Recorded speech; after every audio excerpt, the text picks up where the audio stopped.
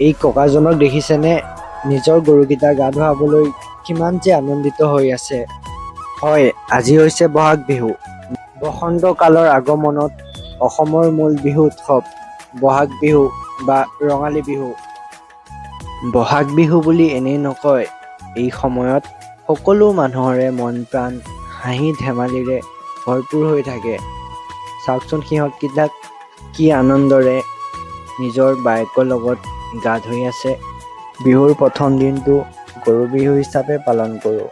দীঘলতি মাখিয়তী পাতেৰে গৰু গাত কোবাই লাও খা বেঙেনা খা বছৰে বছৰে বাঢ়ি যা এনেকে কৈ ঘৰৰ গৰুকেইটাক দীৰ্ঘায়ু আৰু নশক্তি কামনা কৰোঁ। এইবোৰে হৈছে মানুহৰ মনৰ আনন্দ ফূৰ্তি আৰু এইবোৰে হৈছে আমাৰ পৰিচয়। আমি হ'লো অসমীয়া। আমাৰ কাৰণে বহাগ বিহুটোৱেই প্ৰথম বিহু।